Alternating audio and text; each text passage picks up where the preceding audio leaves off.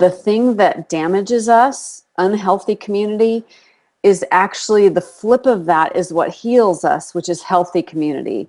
And so part of that issue is learning which is healthy and which is not healthy. In terms of spiritually abusive churches, there's just a lot of issues that can come up with that, but typically there's a distorted view of respect where someone is in control and in charge, and they demand this kind of allegiance to them.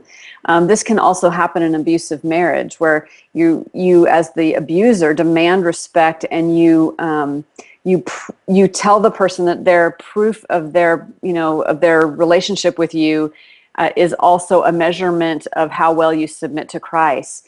In terms of other exclusive things, those churches use exclusive language, like we're the only ones doing this, and that also happens in damaging relationships. You won't get anything better than me, or some of those kind of manipulative, painful things.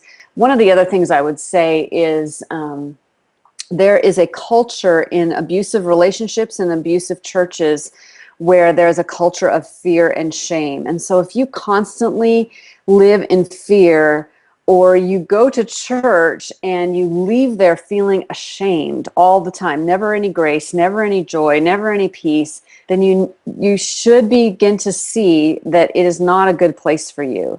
It's easier to point it out for somebody else. Like, I could see someone in a damaging relationship, or I could see someone in a damaging church, but it's hard for me personally. And I think that is why it is so important that probably the best solution of all of this is to have great community around us. Because when we do, we have people who have our backs, who can see things that we can't see. And that is absolutely so, so important. And so my encouragement to readers and listeners and watchers is, don't give up. There are some bad eggs out there, but don't let them spoil your life for the rest of your life.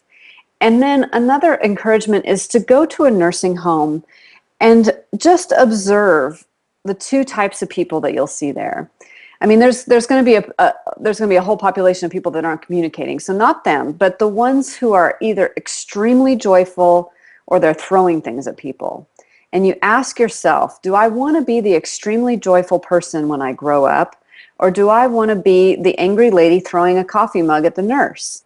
And if you don't want to be the angry lady throwing a coffee cup at the nurse, then you have to realize that bitterness does you no good. And that is the road you're going to go down if you close off your heart forever. The biggest part of this life is love God, love others. And if you have cut off the loving others, you are also going to see your relationship with Christ become detrimental. And you will not have the full life that God has for you. He desires for us to have this abundant life. The thief comes to steal, kill, and destroy. He comes to steal, kill, and destroy you and your relationships. But Jesus came that we might have life abundantly.